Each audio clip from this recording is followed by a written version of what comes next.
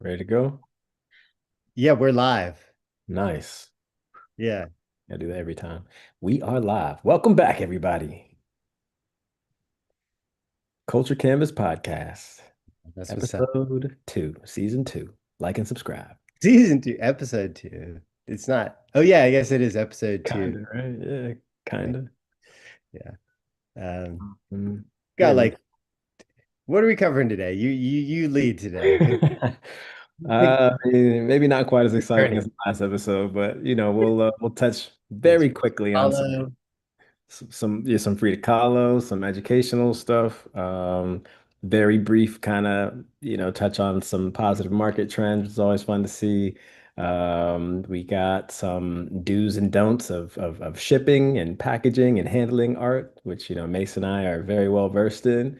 And what else? What was the last one? Oh, auction fees. If anyone is participating in those, just some helpful terminology and things around that could be helpful as anyone, that engages with that market. Yeah, it's really interesting, like these bidding fees and like how they try to compete by sort of like changing the nuance of the buy, like when you are placing your bids, how you can place your bids, uh, and then like the premiums, and then there's like all that tax and stuff. But Yeah. I guess we could start with the 4 reasons November's New York auctions point toward a stronger market.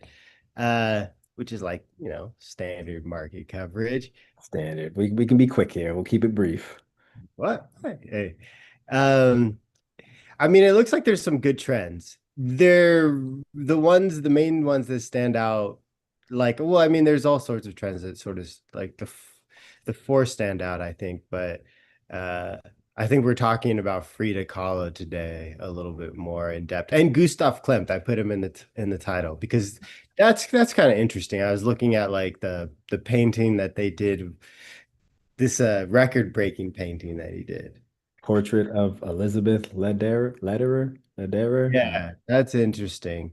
Yeah. I mean, there's a lot going on there historically in the period, and both these artists, believe are like, of similar era, which is interesting. I I guess. don't know a ton about Gustav Klimt, bro. If you have any, not to put you on the spot, but if you have any insight or anything about this artist that you want to share, I didn't really do too much of a deep dive. I'm a little ignorant. Uh, I mean, I did a little research. Just was trying to. I ran like a little report to see,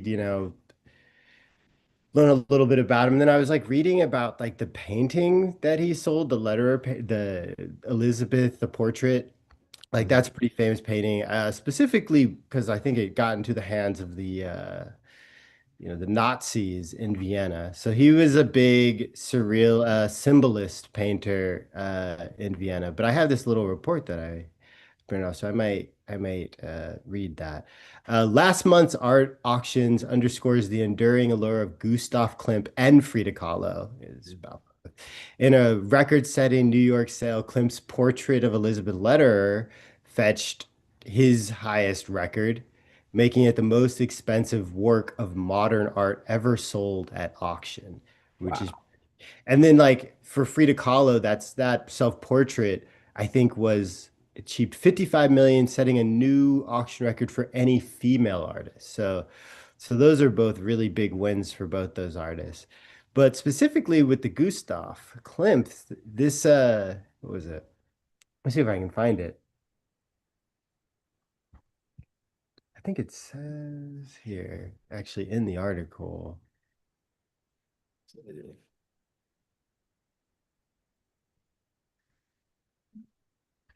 I might have it in my iPad over here. All good. Let's see.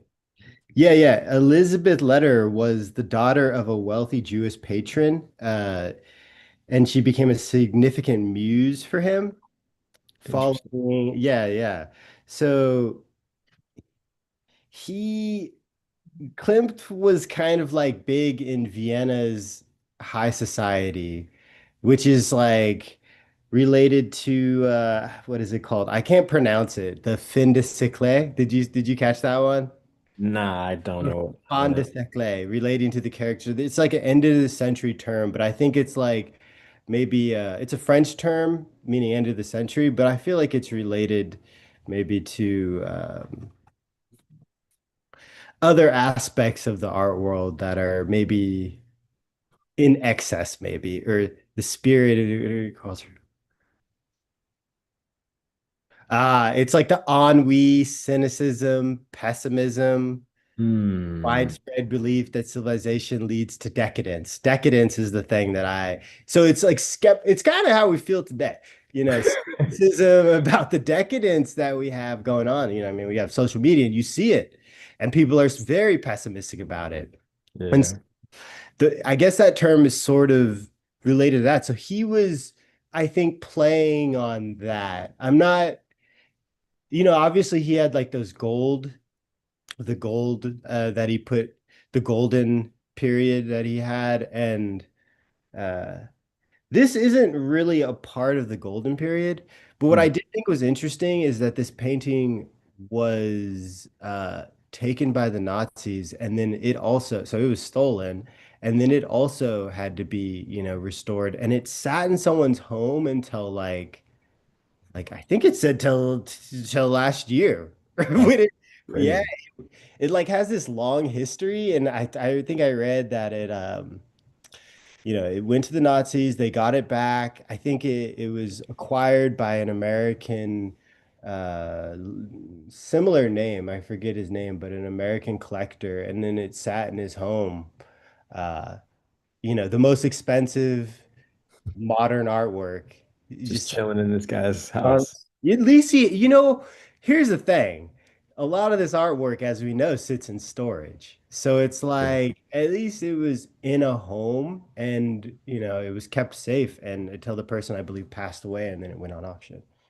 So Nice. it had a long journey. So you think that like that history of, being the provenance, like the Nazis have it and things, you think that plays into the competitiveness and the bidding for this one and like the high selling point?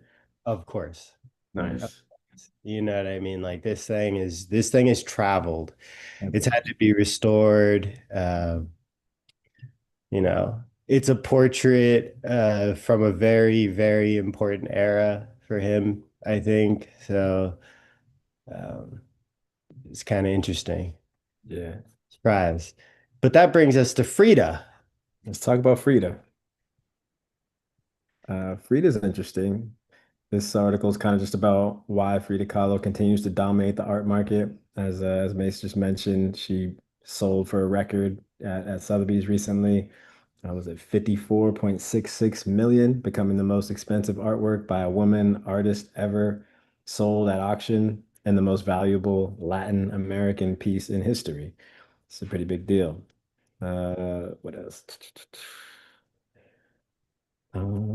Yeah, I mean, in general, Frida Kahlo, talking about like Frida Kahlo and, Mr. Klimpt there, like Frida Kahlo's name is just very iconic. That image, that self-portrait thing, like that's what, I'm like, you mentioned those two names to me 10 years ago before I had any experience in the art world, I would still be able to be like, oh, Frida Kahlo, nice. But like, it just holds that kind of thing. And I've always kind of associated her while that self-portrait, I've always kind of associated her with like feminism and that movement, even if that's not Oh, necessarily like explicitly what she was trying to do at that time necessarily. I need to do some more I think it research. was.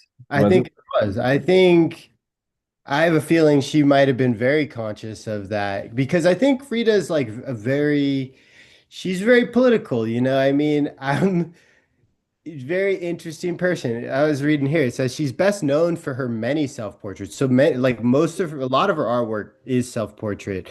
And so she's telling a story, a very personal story. Yeah. And her work is rich in nature and folklore of Mexico. Hmm.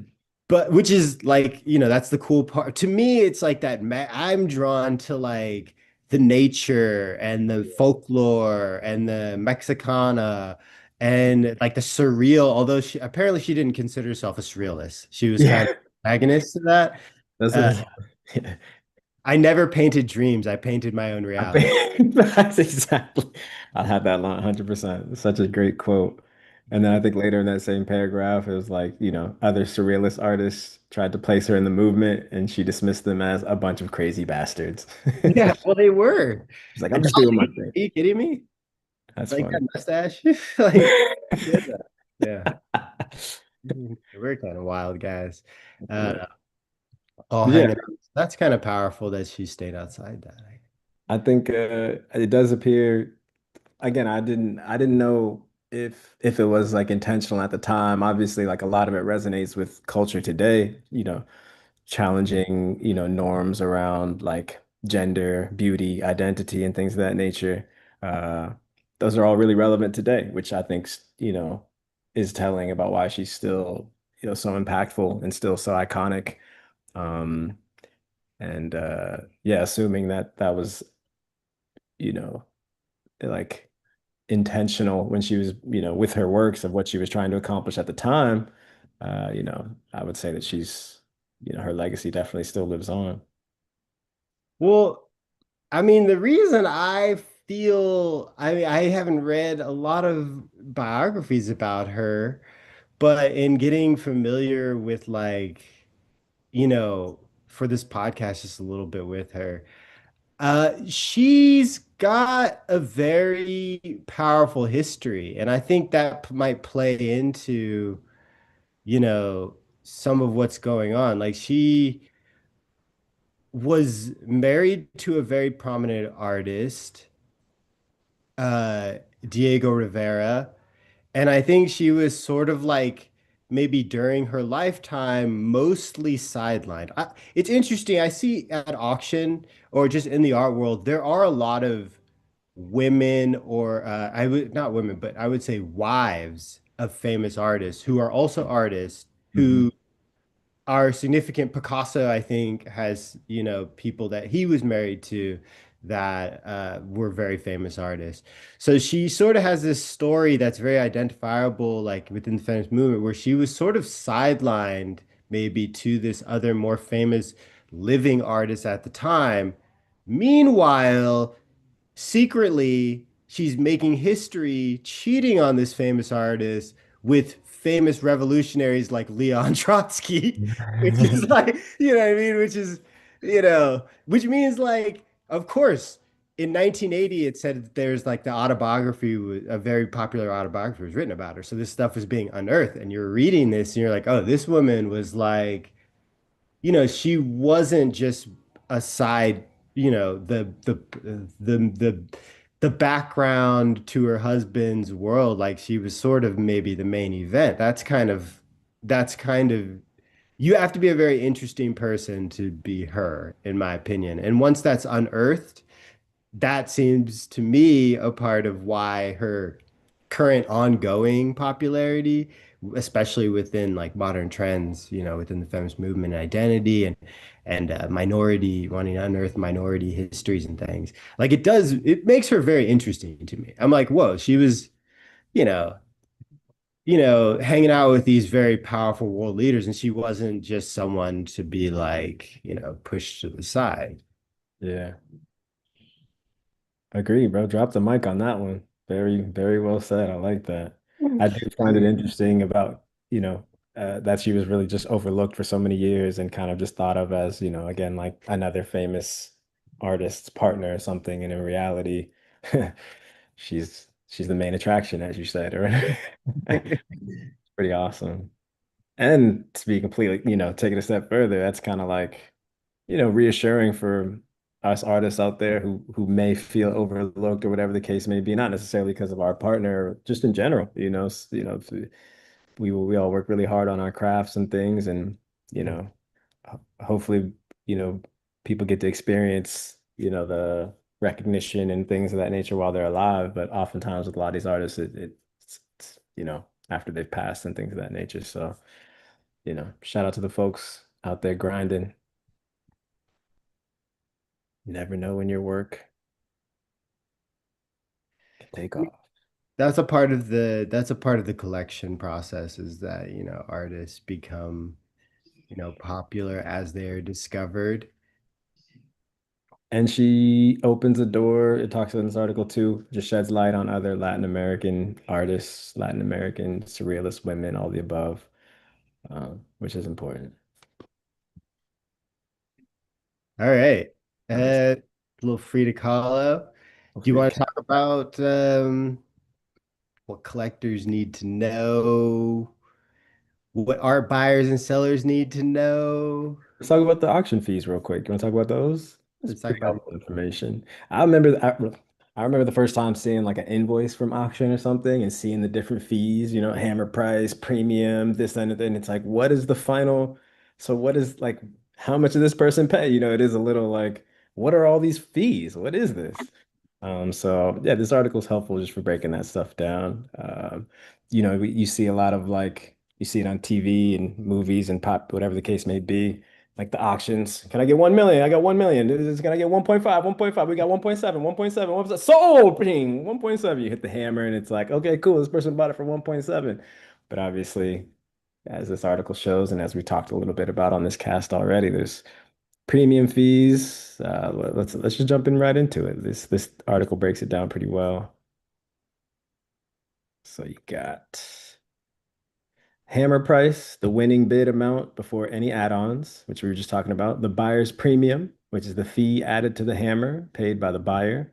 The premium can range from what I understand. And again, as Mace mentioned, a lot of these, houses and auction houses are getting creative about factoring that in. If you bid early, you get a slightly lower percentage on the premium and things of that nature. You got the seller's commission, which is the fee deducted from the auction proceeds. And then you get into all the fun Ooh, stuff. seller's commission. Wasn't that for consigning? Oof, did I mess that up? Uh, it Right. could have been for both. It seems like a lot of these fees end up being a little redundant. It's kind of Yeah, funny. right, bro. Yeah. And they tax, yeah.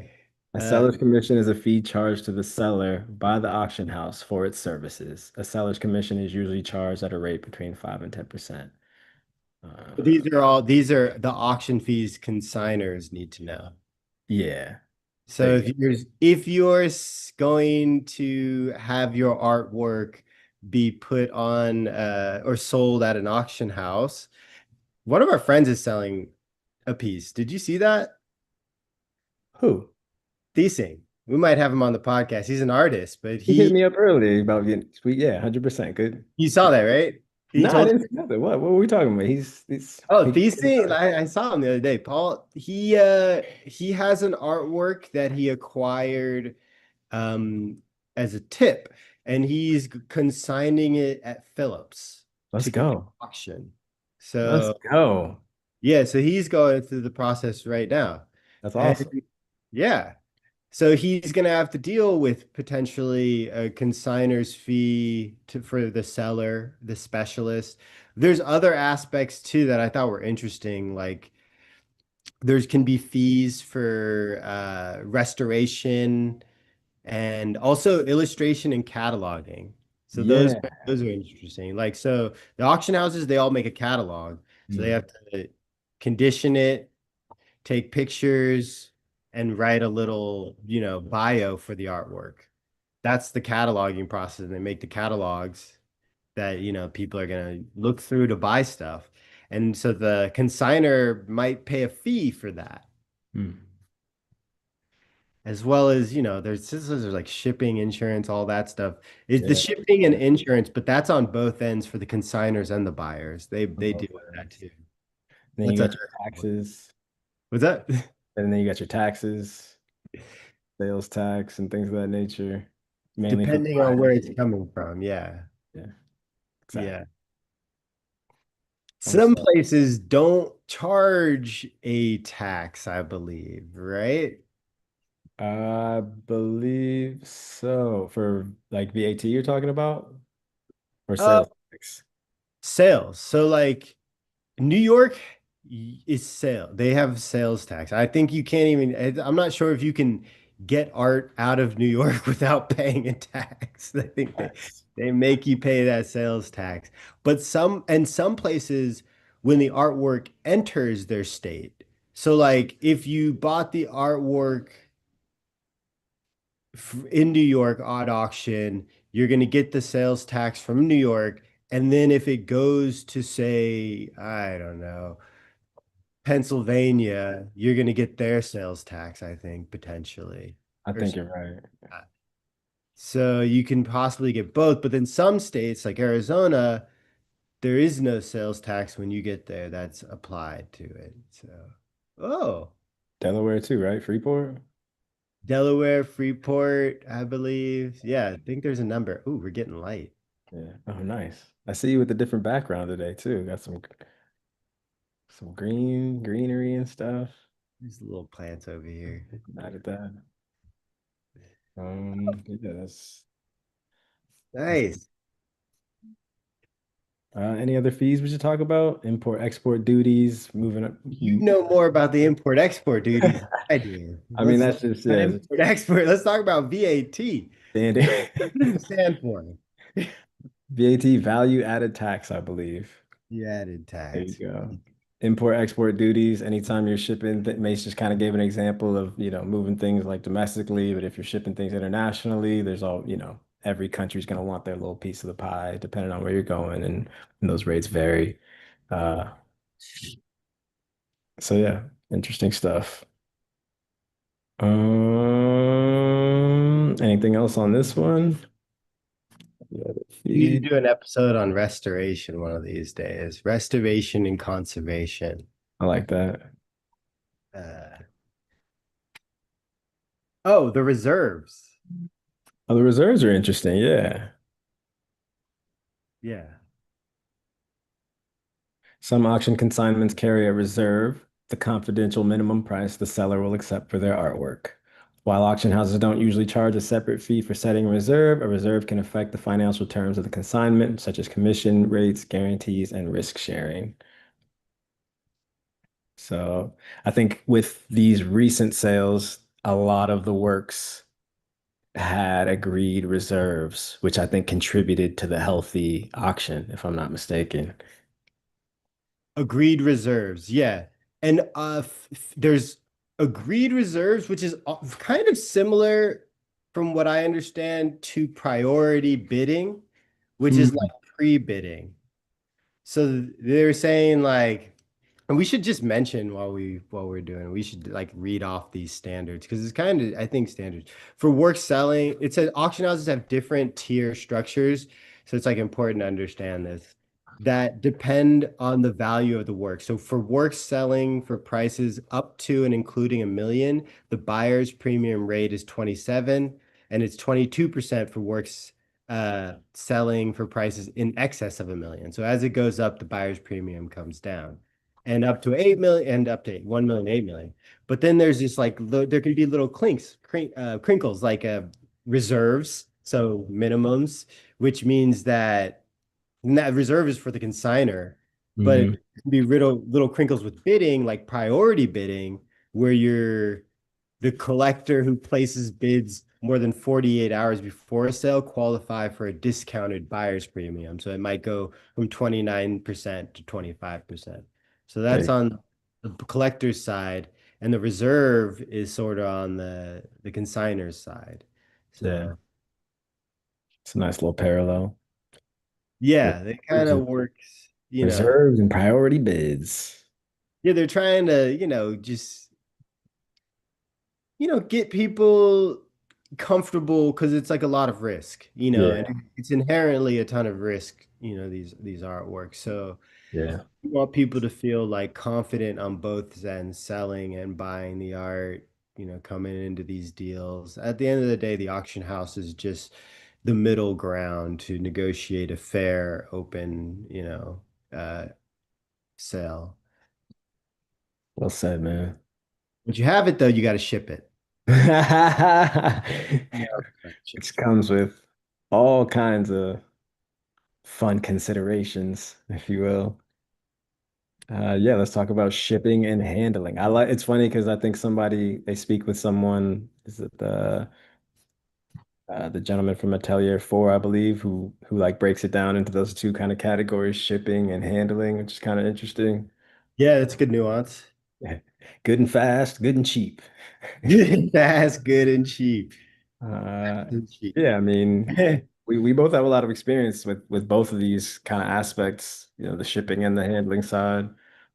So uh, I mean, without, you know, like just straight up reading the article, I do kind of relate with what this gentleman says. What's his name? Mr. Jonathan Schwartz, CEO of Atelier 4. There you go. He kind of breaks it down in terms of like, you know, there's just a lot of variables you want to consider. Obviously, the value, the size, the medium, you know, something that's, you know, framed or unframed. There's just, you know, you want to manage risk at the high end of these things, a higher value. I think he says like it's all about managing the risk of it, and then at the lower kind of price tiers and things, it's kind of about like is it efficiency and execution, and that definitely kind of relates to what I see in the industry in terms of shipping things and packing things. So I mean, I thought it was really interesting, actually. I on the handling side, there was some nuance because it seems like uh the thing that I think is going to make this industry less susceptible to the predations of AI is the complexity of the projects that require in real time strategy in order to like figure out how to get something from A to B. Like it's an artwork, so it's arbitrarily unique, you mm, know? And so it's made of said fragile material and it's in like certain condition that needs to travel in such a way to keep it safe. And mm, all of those sort of parameters affect how you can ship it, who you can ship it with. And I guess this is probably true. I've been thinking about like like the bio industries and like shipping. Like there's just you have like the stuff you can send in a big freight, which is like, or with standard mail or standard shipping companies. But mm, then as you get more complicated, you can only do certain parts of an artwork's journey through in a shipping crate, right? So like the other parts of the journey have to be more like refined and mm, more specific to the industry, right? definitely. And I liked how it just gets down to like it's a very it goes from like you're talking about your FedEx, which is a sort of standard shipping, and then you get down to your Atelier fours, and then you get down to like your very boutique or your artists and students, it said, who are this is Yeah, like the handling part when it gets very, what's the word they used, decentralized. the last, I like this where I'll just read this real quick. It says, handling is a different story and still operates something like a guild with junior apprentices and senior handlers who run the show with big shippers and institutions. Further down the ladder is it's very much a free for all with artists and art students, which is like, you know, very much, I would say, like the heart of the art industry, if you will, providing handling service to galleries and one another because they are the ones that deal with art making at its heart. So I kind of like found that to be like kind of interesting because you definitely see that pattern. 100%. I mean, I'll again like being completely ignorant to like the proper ways to handling and packaging artwork, and like it says, the junior apprentices and the senior handlers, like I had to learn from someone, you know, to like taught me how to actually handle things and whatnot. And obviously we've gone on and like expanded on these things and try to like make it kind of accessible to people for anyone in this industry. Because what's Jamil like to say? You don't know what you don't know. You're coming out of school and like trying to, you know, make it in the industry, and you know, obviously handling art is a lot of ways that artists, you know, make ends meet while they're, you know, in those years basically. So yeah, I mean, it's I think funny enough, I think Paul Teasing at one point was like, you're giving away all the secrets when we were like posting some of those videos and things. I Uh, mean, it's basic stuff. It's not complicated. It's not rocket science. So like you're not really giving away any secret. I mean, and it can get very complicated in some of how the artworks are being definitely. packaged in some of these companies. have very sophisticated ways of,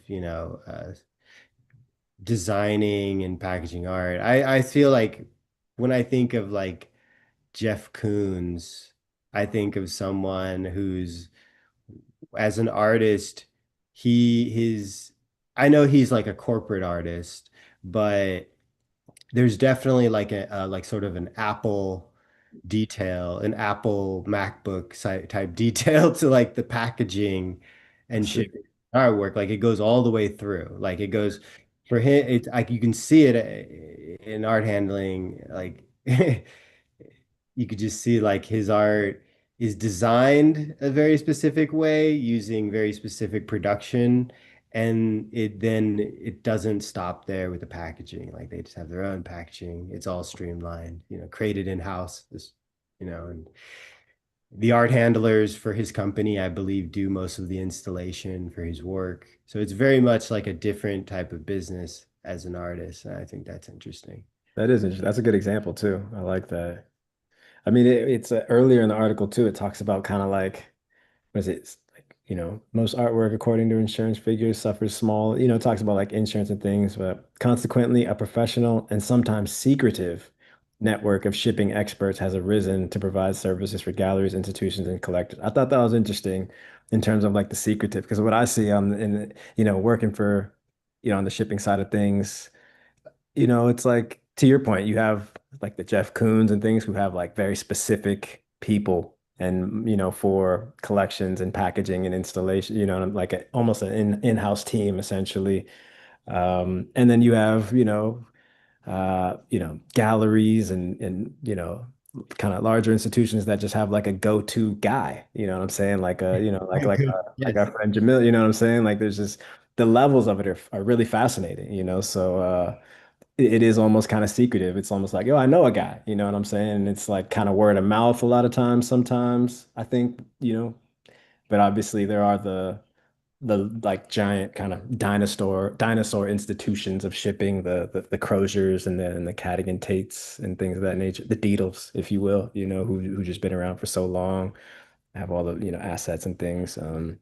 Yeah, I feel it's definitely levels to this is all I was saying. And I think, it's not, I think the interesting thing about it is because it's such a diverse industry, there's so many different types of buyers, so many different types of sellers, from literally like huge estates to like, someone who's just making like their first time purchase, you know what I'm saying? And everywhere in between. It's really fascinating. So, it's like there's plenty of options out there, but it is kind of just about doing the research and finding what makes the most sense. And there's, you know, like there's more than one way to eat a Reese's type thing. There's more than one way to kind of like ship artworks. There's always kind of different ways of approaching it, I like to think. And that's kind of fun to think about the creative side of that. Yeah, very strategic Yeah. projects to take on. I was gonna say, for some reason, when you were talking about the collectors, it reminded me of like the four reasons like that the industry was sort of going up. We and like because it wasn't just that there was like the speculation has sort of gone down. Like there was a few things in that article that were interesting about why the market has stabilized. We've kind of focused on like the top end of the market is like robust and returning high bidders. Yeah. There was also like speculation has gone down, and then like art prices are starting to readjust to collector demand. And then like the fourth one I thought was the smarter approach to current market, which was collectors single owned collections. Hmm. Yeah, which I think that's interesting. I As know opposed to like multiple shares holding, like holding the collection, or I don't understand really what that means, kind of, I don't think. like Kenny Schechter has like his own he has like sales where it's just his collection. I see. Okay, One got of his collections and he was selling like 1985 classic Adidas sweatpants, as a part of the collection. You know what I mean? So and like then it's like the art and the different parts of that personality of the collector or like something like that. So I Mm, don't know, I find that interesting because the collectors, uh, from like the market side, collectors are like a very fascinating part of the equation. definitely. And it sort of plays into like we were talking about like, these guarantees and the reserves and things. And I'm sure like when you start having those deals, like the reserves with collectors for certain items and things like that, it if you do it strategically, yeah, it seems like it would help to stabilize things. I think the big thing is the speculation in the market is kind of waning, and that's important, you know. Definitely. That seemed to be a big driver, speculation about like how much money people could make, where the industry was going with like excessive cultural like directions, you know what I mean? Virtue And signaling, emerging artists chasing, for like the next big thing, kind of. teas. Yeah. We came out of a very big cycle, and then like all of the people who were like us sort of aiding in the industry, it sounded like we're also trying to speculate and Yeah. do things like live like the people who are actual collectors as opposed to being professionals. uh, Nice. Cool, man. You want to park it there? Any other thoughts, notes, yeah, comments? good, it's all good, we can park it there. Nice. Um, Time for the question of the week. Oh, question of the week, is it what did you There you go. Yeah. self do? What did you do this week to make yourself better? Hmm. Oh, reading. Ooh, And then this is reading. I found some really solid. There's some uh, academics here in New York that I'm interested in, and I found some readings that they've published. So I was like trying to about like one was about um like the artwork that people have in their homes in New York and California, and sort of like cultural class connections between like the type of artwork that people display in their homes. interesting. Specifically between New York and like LA and like the different tastes and flavors, kind of. Yeah, Like, it's like a cross-cultural analysis of that. That one is in the mail, so that one's coming. I'm interested. interesting. And then I was also reading like a